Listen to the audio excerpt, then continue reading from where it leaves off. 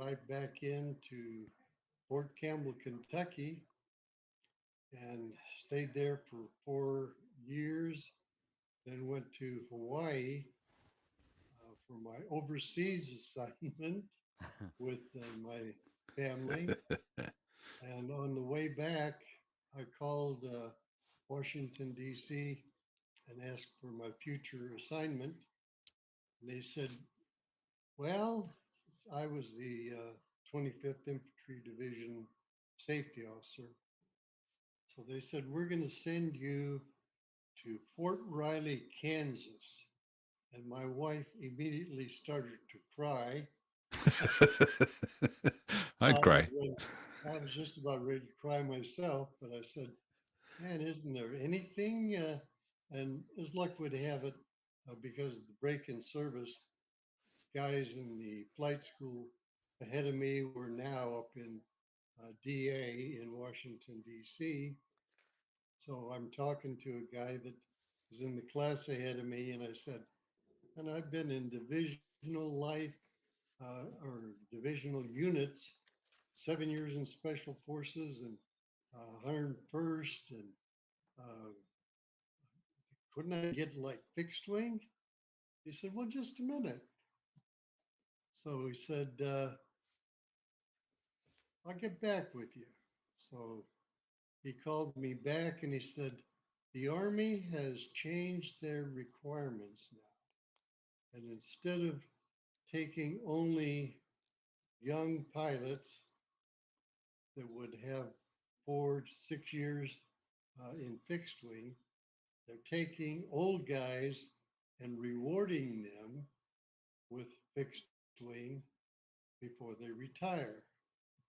So I put in my application with some blood and tears and everything, and was accepted for flight school. And when he called back, he said, you're going to go through the multi-engine course at Fort Rucker, Alabama, and then you will be assigned to Fort Huachuca, Arizona. Oh, yeah. Yeah. Sierra Vista. My wife immediately started to cry again because all she could see was sand dunes and desert, and as it turned out, it was quite a nice assignment. Yeah. Nice. Yeah. Okay. Nice mountain right there by the fort. Yeah. And Yeah, yeah. right by the Wow. Yeah. Just enough, what was it, about 70 miles south of Tucson there, right on the border. Yeah. Yeah. and we were in a flight detachment, so we had U-21 and C-12, and the well, that was another thing because of my safety. I was the MACOM safety officer, and we had a three-star general who would fly to his office in Washington, D.C. quite often. So we put him in the C-12, take off, go to Washington, D.C., and spend 2 or 3 days while he did his business, and then take him back to Fort Huachuca. So it was a good assignment. Yeah. Yeah. Yeah. Wow. All right. Well, here, I'm going to blow your mind, Fig. We've been doing this an hour and 12 minutes. Oh, Right? Can you believe it? It didn't seem like that. No, it doesn't. It doesn't at all. So we're going to take a quick minute and thank our sponsor, Robbie Walling. So we'll be back in a couple minutes here, and I want you to don't be a moron. Call Robbie. So there I was, staring at my retirement account, thinking, man, I should have talked to Robbie Walling at HSI Wealth Strategies about 20 years ago. Oh, I had a budget, a spreadsheet, a dream, but in reality, that's not enough, Fig. repeat. I've known Robbie for over a decade, and let me tell you, the guy's as solid as they come. In addition to HSI Wealth Strategies, he's an Air National Guard pilot. He's an aircraft commander in a C-130. He's sharp as a tack, and he gets us. Military and airline pilots aren't your average 9-to-5 crowd, and HSI isn't your average financial group. Well, exactly. We're smart folks. Just ask us, right? I mean, we know how to plan a flight down to the minute. But planning a 30-year retirement, well, that's a whole different airspace there, man. And HSI knows how to navigate that. You know, on average, their clients end up with, get this, $1.5 million more than folks going it alone. Not because you're doing anything wrong, but because HSI knows strategies that most of us were never taught.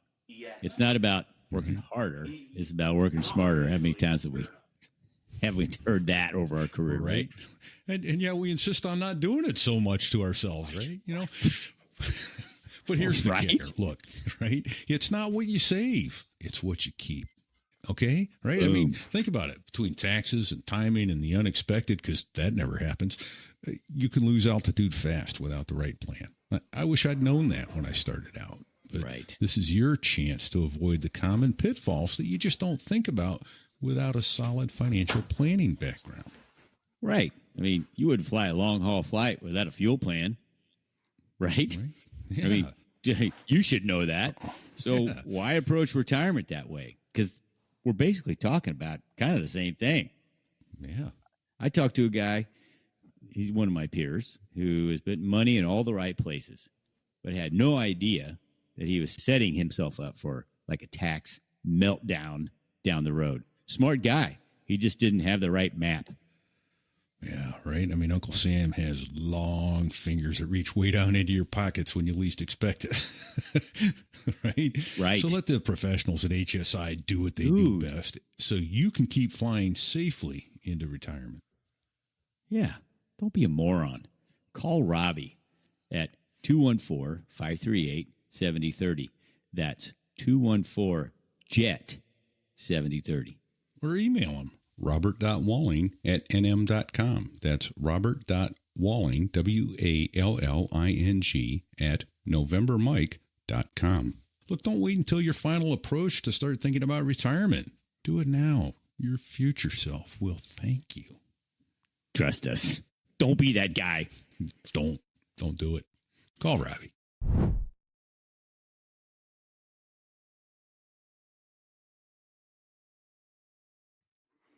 Trust us, he says. All right. So right now it's me and Fig. Our guest is, here he comes. He comes back. We lost him briefly. And also our deepest apologies because apparently we left our mics hot and the other program we used to use when we would go to a sponsor break, the mics would automatically mute. Apparently that's not the case here. So we lost you briefly. Welcome back, sir. I don't even know where to pick up. So you're flying fixed wing. How long did you do that before you separated? Oh, let's see. I believe about 3 years. Okay. Huachuca, and then I got out of the Army in 1986 and retired. Okay. So with broken time, how much time did you have total? That still sounds like a lot of time. Oh, 12,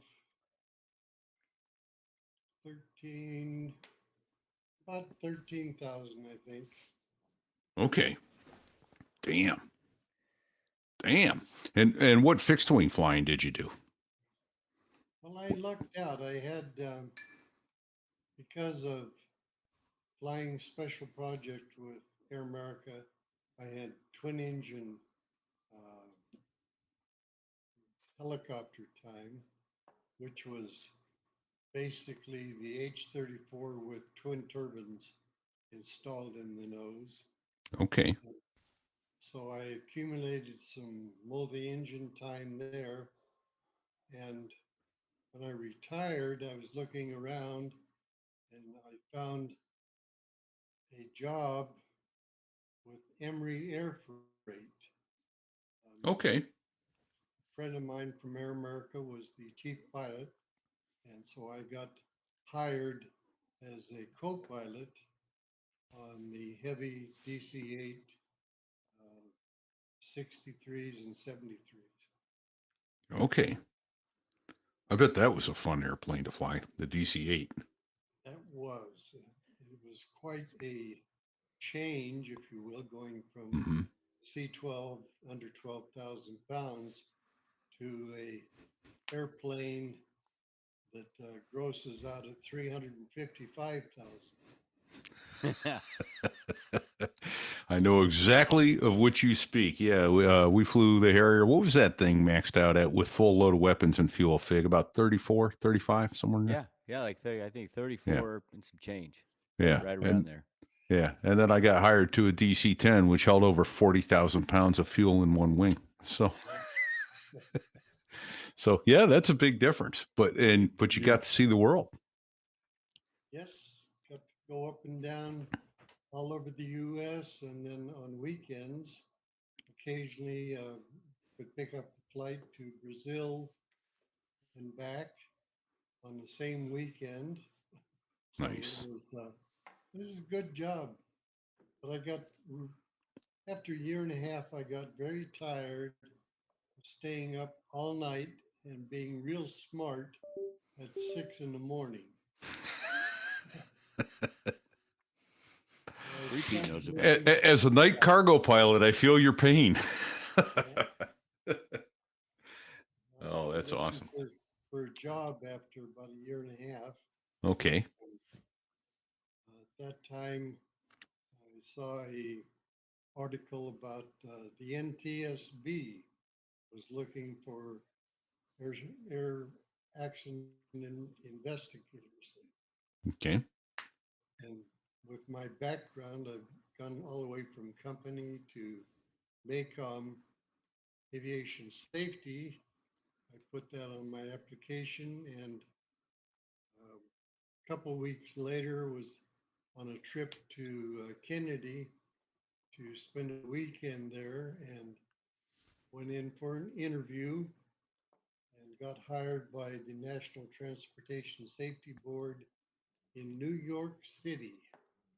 Oh, Nice. We had 9 states that we were responsible for accident investigation. Okay. Okay.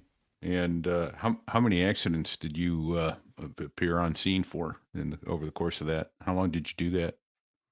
I did that for a year and a half Okay.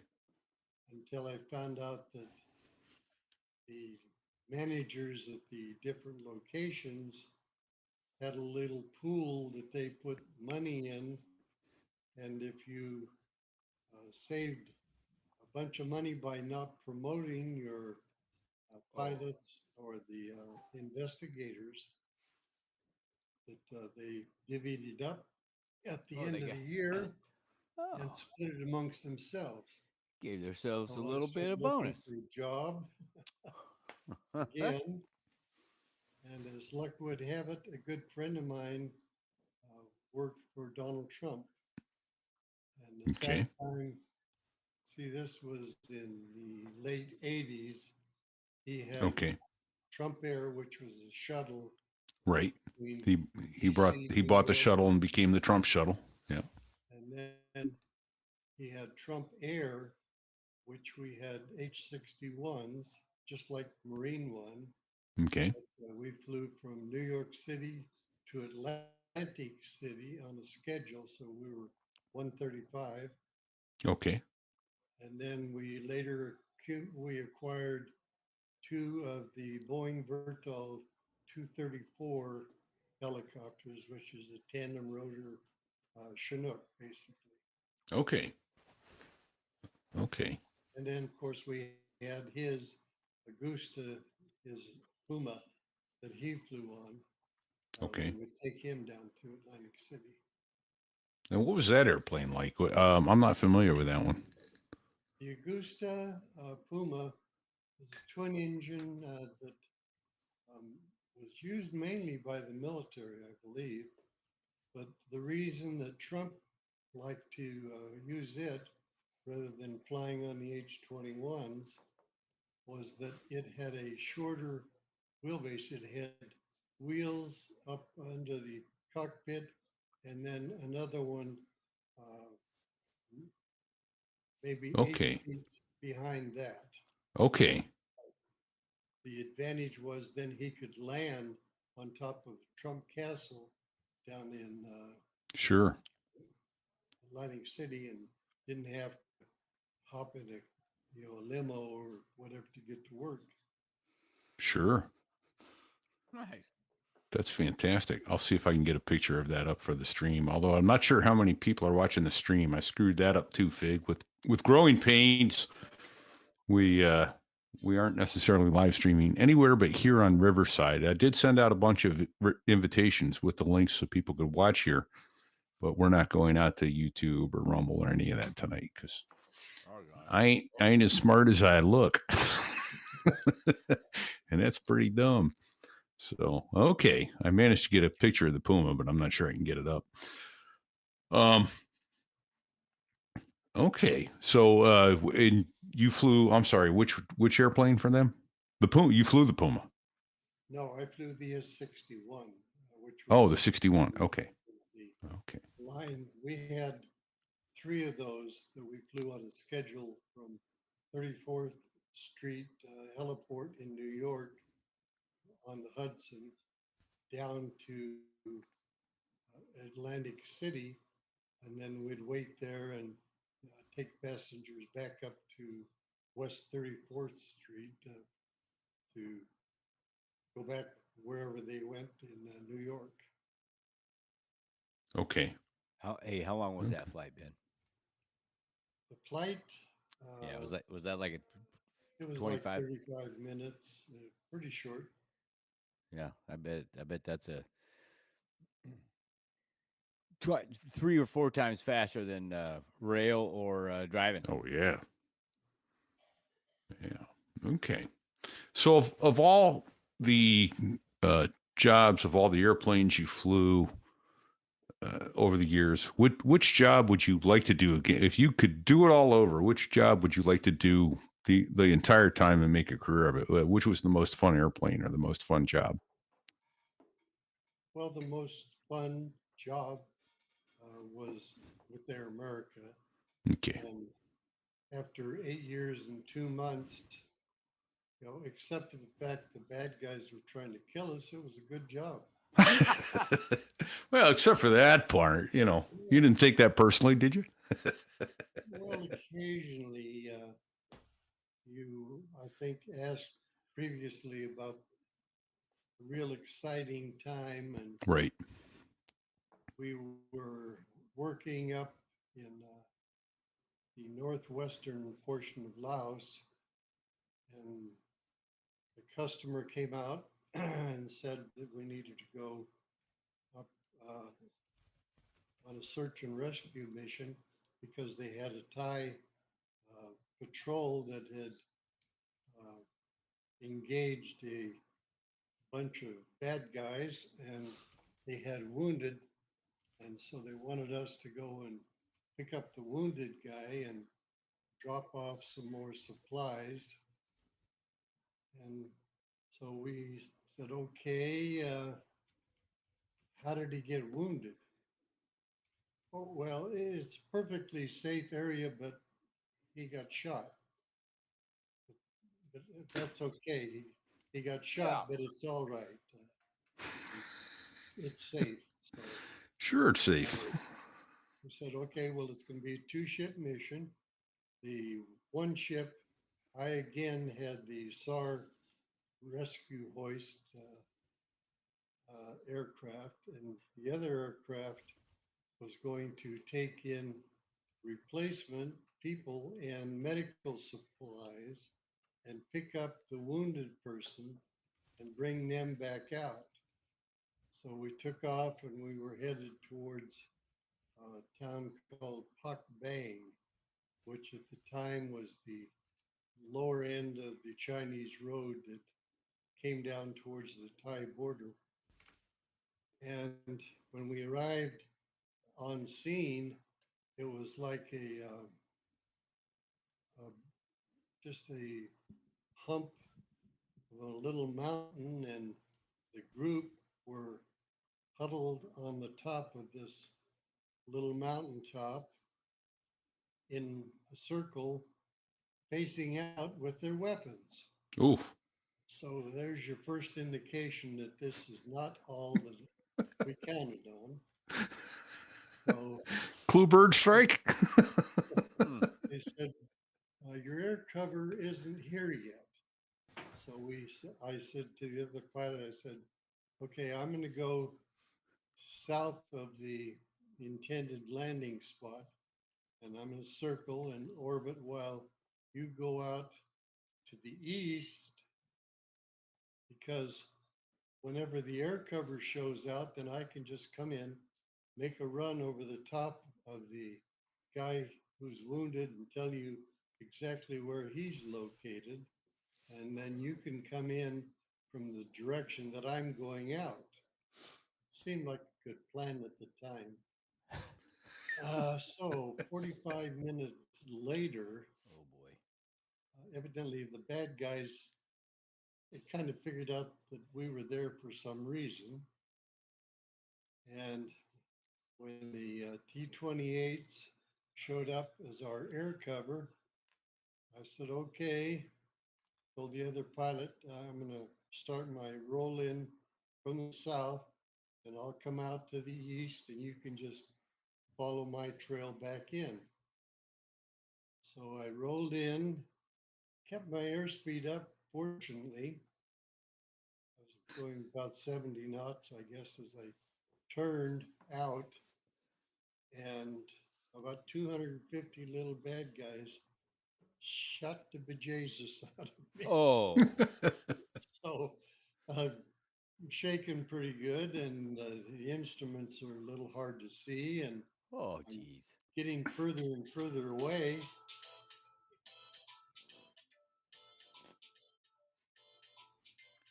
It's President Trump saying don't release any more secrets. So uh, we finally got clear of all the fire, and the forward air controller naturally said something I didn't want to hear, which was, "You're on fire." And I didn't have any place to go. And so that was the last thing I wanted to hear. And mechanic looked underneath, and what had happened is one of the rounds had hit something big enough that it knocked a hole in our fuel bladder and was allowing all of the fuel to drain out of the fuel bladder into the belly of the aircraft, and then looked like smoke coming out the rear. So we continued out. There was no place to land. It was total jungle canopy. And then there was a place to land. So I brought it in, landed, and the mechanic jumped out and told me to shut it off, and I did. And we had JP4 all over the place, but Oh boy. no fire. And the other aircraft came in and picked us up and took us back to the main base. And I said, well, that's it for me today. And Yeah. went back, went home. Wow. That's not your average day at work right there. No. No, it For wasn't. anybody. No. Wow. When you got Wow.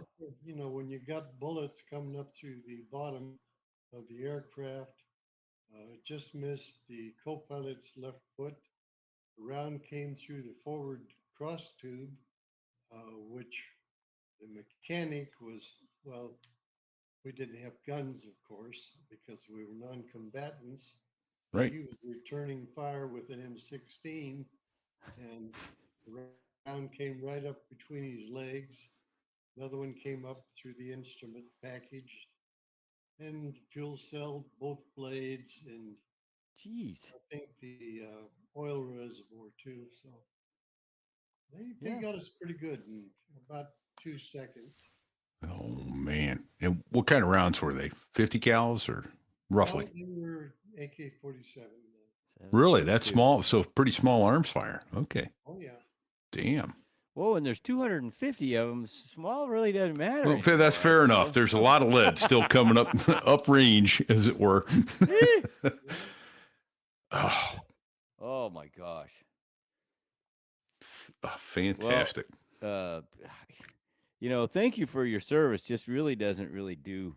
No, Really doesn't say much. But thank you for your service, sir. right? You're welcome. Thank you. Holy shit. We've been Yeah. going for oh my Oh, gosh, hour and a half. an hour and a Yeah. half. We should So we probably need to- we should probably land this helicopter. All right.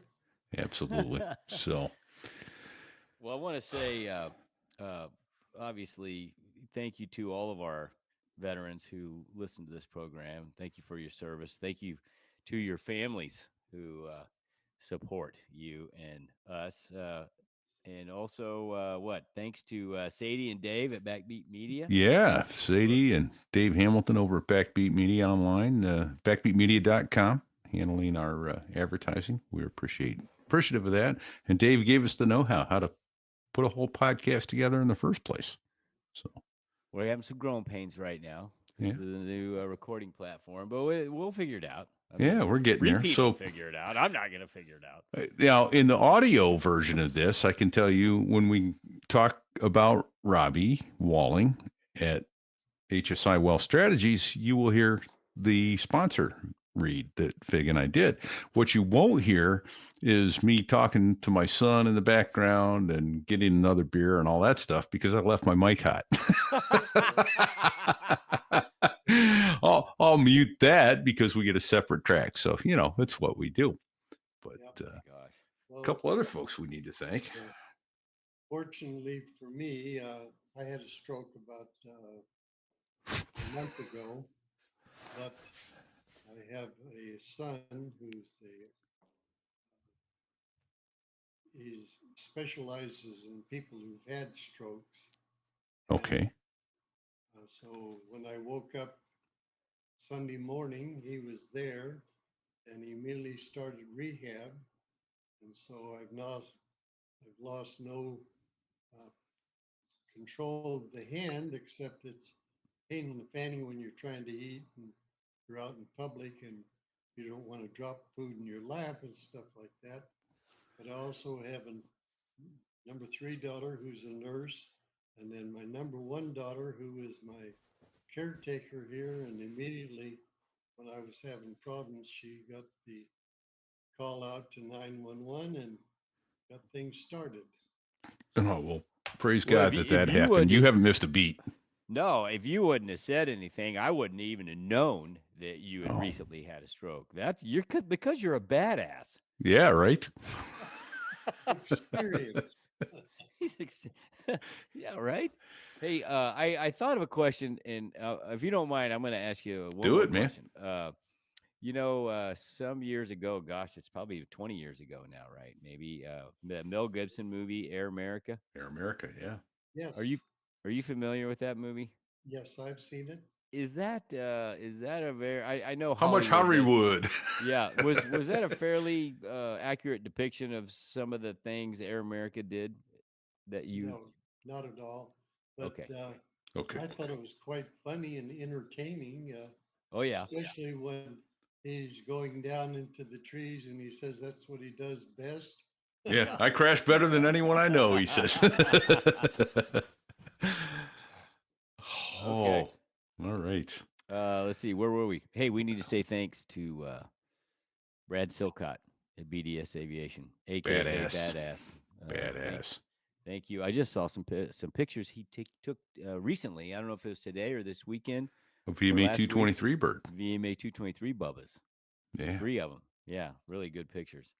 How does he And, do that? That's amazing. His I don't know. BDS Aviation Photography.com they aren't pictures, they're art. It's Yeah. true. Yeah. Sticks and Bago.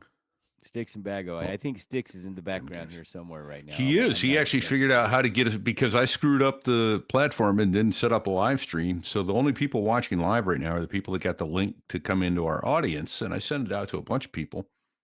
but Sticks actually has us up and streaming on YouTube already through OBS. So God bless you, Sticks, man. Yeah.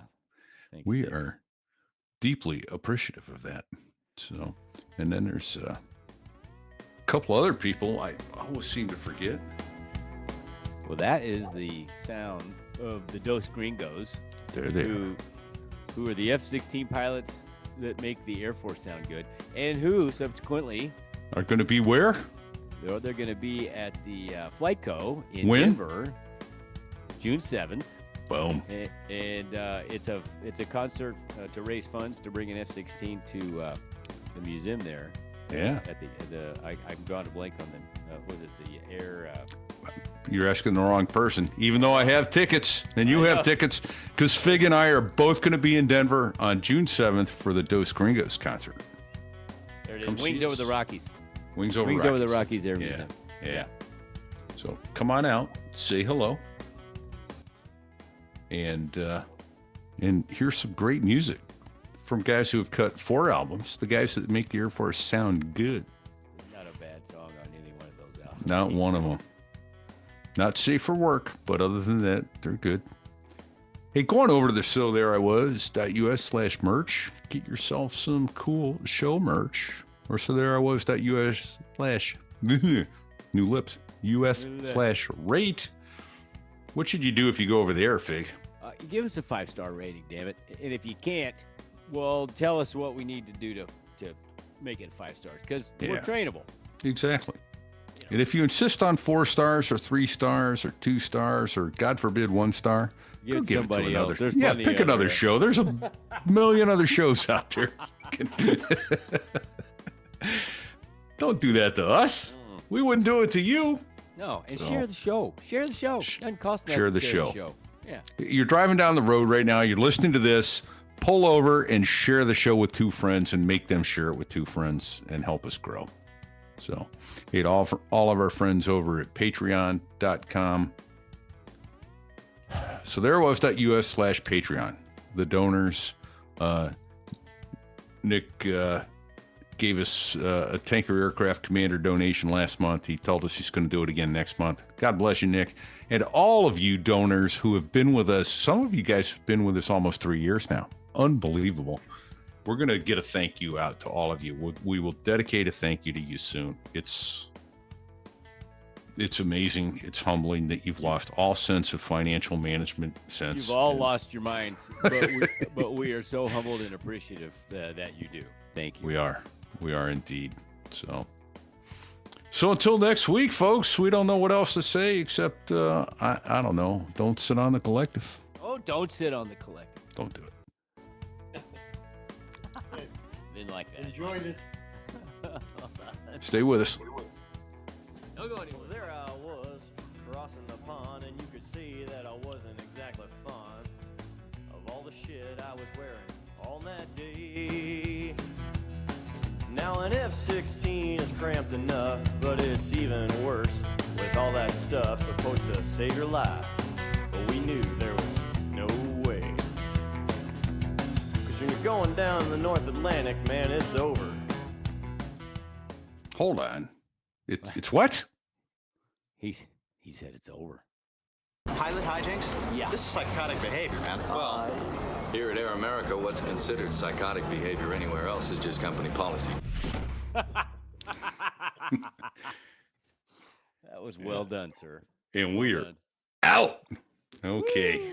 I'm going to stop the recording here. Good night, Thank you. everybody who's watching on the audience. Thank you for being with us.